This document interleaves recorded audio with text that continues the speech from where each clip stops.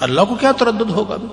بھائی میں نے کوئی کام کرنا ہے، میں تردد کروں گا یہ کام ٹھیک بھی ہے یا نہیں ہے، میں سوچوں گا کام شریعت کے مطابق ہے بھی یا نہیں.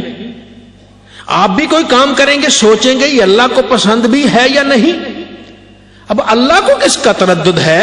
اللہ فرماتا ہے مجھے کسی کام کے کرنے میں تردد نہیں ہے سوائے ایک بات کے، جب میں اپنے پیارے کی جان نکالتا ہوں مجھے وہاں تردد آتا ہے. اپنے پیارے کی جان نکالتا ہوں مجھے وہ تردد آتا ہے. کیوں؟ وہ موت کو ناپسند کرتا ہے اور میں اسے رنجیدہ نہیں کرنا چاہتا. وہ موت کو ناپسند، موت کسی کو بھی پیاری نہیں، نہ نیک کو نہ بد کو. بد تو ویسے ڈرتا ہے، کہتا ہے میں نے آگے جا کے جوتے کھانے ہیں. نیک بھی پسند نہیں کرتا، اس لیے کہتا ہے جتنے سانس یہاں گزر جائیں گے اتنے ہی بہتر ہیں. اللہ رب العزت کہتا ہے یہاں الدنیا مزرع الاخرہ، یہ اسی کا فرمان ہے، اسی کے ارشادات کی روشنی میں ہے کہ دنیا آخرت کی کھیتی ہے. یہاں جتنا بیج بولو گے اتنا ہی پھل آگے ملے گا. جتنا یہاں میں زیادہ رہ جاؤں گا اتنا ہی اللہ کی مہربانی ہوگی. اور اللہ کا ارشاد گرامی ہے بندے اس دنیا میں رہ کر مجھے یاد کر لے تو میں اس کی یاد کرتا رہوں گا. بندہ جانا نہیں چاہتا نیک، لیکن اللہ پھر اب لے جانا تو ہے، اس کا وعدہ تو ہے. اب کرتا کیا ہے جی اللہ رب العزت؟ وہ بندہ جو اس کا بندہ ہے اس کے ظرف سے بڑھ کر اپنی محبت ڈال دیتا ہے. آپ کلو کا برتن ہے اس میں 1.5 کلو دودھ ڈالیں تو کیا ہوگا؟ کلو تو اس کے اندر ہوگا، باقی باہر اچھل جائے گا، چھلک جائے گا، باقی تو اس کے اندر نہیں آئے گا. اب بندہ اللہ سے محبت کرتا ہے تو اس کے دل میں جتنی گنجائش ہے اللہ تعالیٰ اس سے زیادہ محبت ڈالتا ہے. جب اس سے زیادہ محبت ڈالتا ہے پھر بے ساختہ ہو کے کہتا ہے اللہم الرفیق الاعلی، اللہم الرفیق الاعلی، اے اللہ اے میرے رفیق اعلیٰ میں تیرے پاس آنا چاہتا ہوں، میں تیرے پاس آنا چاہتا ہوں. ادھر بندہ نعرہ لگاتا ادھر اللہ تعالیٰ اس کی روح کو اپنے پاس بلا لیتا ہے.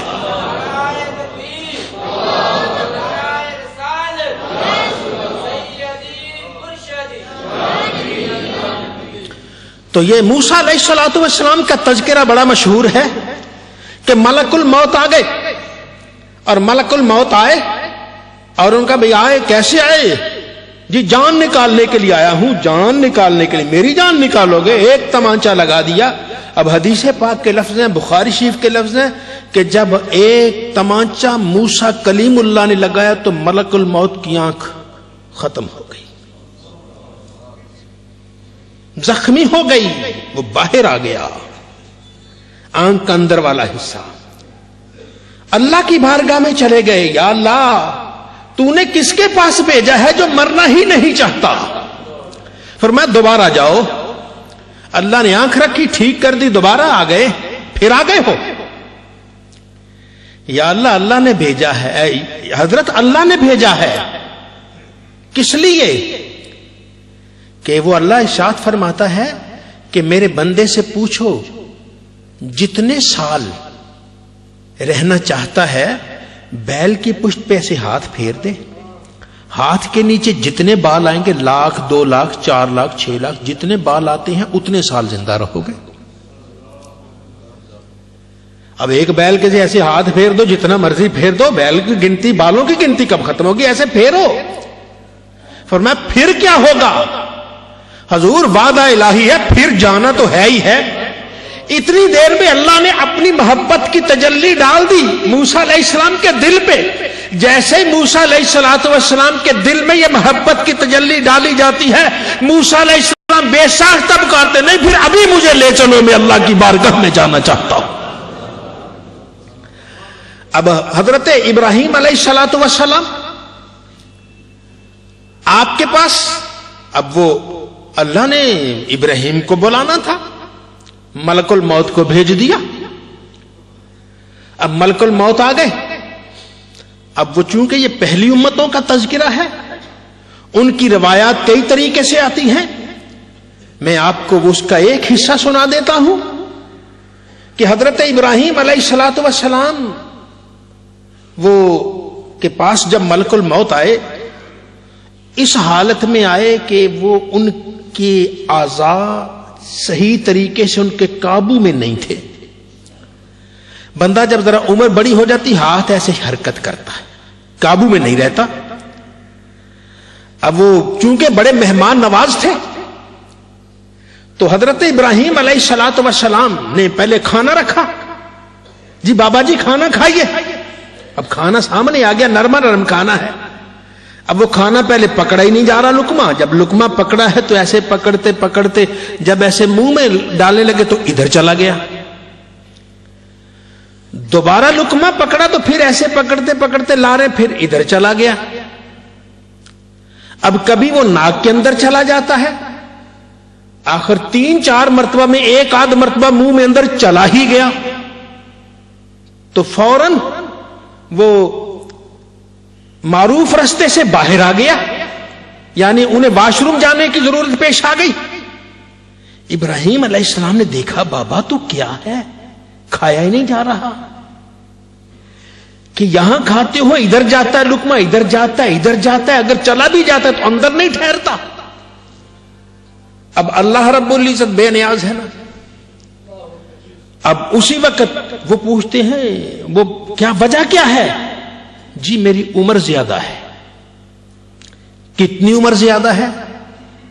جی میری اتنے سال عمر ہے.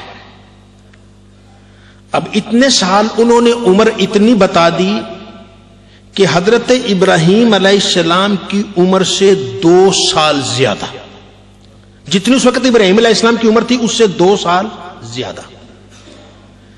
تو ابراہیم علیہ السلام سوچ میں پڑ گئے، اچھا 2 سال بعد میرا بھی یہی حال ہوگا، میرا بھی یہی حال ہوگا. اب وہ پوچھے کیا 2 سال بعد میرا بھی یہی حال ہوگا؟ حضرت آپ خود اندازہ لگا لیں. اب آپ کہیں گے یہ ملک الموت کی تو بڑی لمبی عمر ہے، یہ کیا ہو گیا کہ ملک الموت نے تھوڑی عمر بتا دی؟ انہوں نے صحیح بات کیوں نہ بتائی؟ بات ملک الموت کی بھی صحیح ہے. کیوں؟ اس لیے کہ اللہ فرماتا ہے میرے ہاں کبھی ایک دن 1000 سال کا ہوتا ہے اور میرے ہاں کبھی ایک دن 50,000 سال کا بھی ہوتا ہے.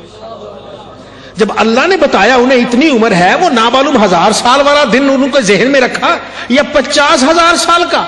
ہم تو سمجھے سال ہوتا ہے 365 دن کا. اللہ فرماتا ہے میرے ہاں ایک دن جو ہے وہ بھی 50,000 سال کا ہوتا ہے. اب کتنی عمر تھی انہوں نے اپنے حساب سے کہہ دی. حضرت ابراہیم علیہ الصلوۃ والسلام کو اللہ نے اور ذہن میں بات ڈال دی. کہنے لگے اچھا 2 سال بعد بھی میرا یہی حال ہوگا تو پھر ابھی صحیح. میں اللہ سے درخواست کرتا ہوں کہ یا اللہ میری جان ابھی لے لے. اور ایک اور حدیث وہ روایت ہے اسے بھی سنتے جائیے کہ حضرت ابراہیم علیہ الصلوۃ والسلام آپ کے پاس ملک الموت آ گئے اور ملک الموت آتے ہوئے کس لیے آئے ہو؟ جی حضرت وعدہ الہی ہے. اچھا مجھے اتنا بتاؤ کیا دوست بھی دوست کی جان لیتا ہے؟ ابراہیم علیہ السلام کیا دوست بھی دوست کی جان لیتا ہے؟ اب جب اتنا کہا تو ملک الموت سے اللہ نے کہا بھی ان سے پوچھو کیا جب یار جان مانگے تو کوئی انکار کرتا ہے؟ اتنا کہنا تھا، فوراً کہتے ہیں میری جان لے لو. بہرحال اس کا وعدہ ہے. کہتا ہے میں کسی چیز میں اتنا تردد نہیں کرتا جتنا مومن کی جان نکالتے کرتا ہوں. اپنے وعدے کے مطابق اس نے لے جانا ہے. کیسے لے کے جائے گا یہ اس کی مرضی ہے. بس دعا یہی مانگے کہ اللہ تعالی ہمیں اپنے یاروں میں بنا دے، اولیاء کرام میں بنا دے، ان لوگوں میں بنا دے جو اس کے ہوا کرتے ہیں. یہ کوئی اور مخلوق نہیں ہے. ہم سمجھے کو اولیاء کرام اور مخلوق ہے، نہیں، انہی میں سے. پتہ نہیں کتنے بیٹھے ہوں گے.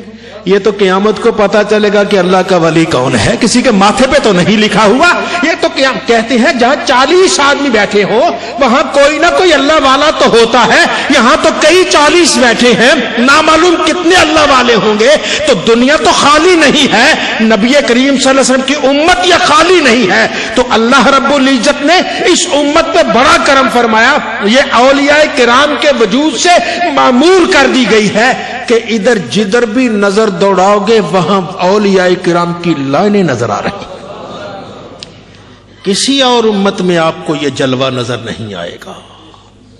حضرات صحابہ کرام سے لے کر آج تک بلکہ قیامت تک آپ جہاں بھی دیکھیں گے مختلف رنگ کے اللہ والے ہیں، اور اللہ تعالیٰ نے اپنے بندے اس رنگ سے پیدا کیے ہیں۔ کوئی ہے سجدے پہ سجدے کیے جا رہا ہے، کوئی ہے تسبیح پہ تسبیح چلائے جا رہا ہے، کوئی کلمہ طیبہ کا ورد کرتے جا رہا ہے، کوئی درود پاک پڑھتے جا رہا ہے، کوئی تلاوت قرآن کریم کرتے جا رہا ہے۔ یہ کیسے کیسے لوگ ہوئے، یہ اللہ نے مختلف رنگ کے لوگ بنا دیے۔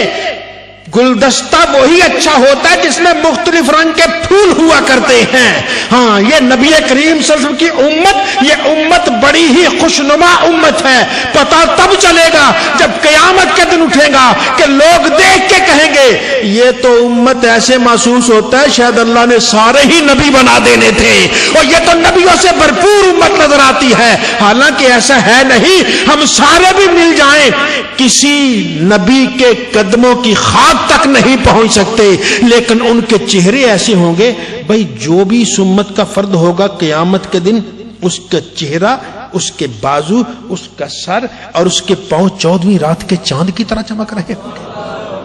اتنا کبھی نہیں سوچا کتنا کرم ہوا ہے۔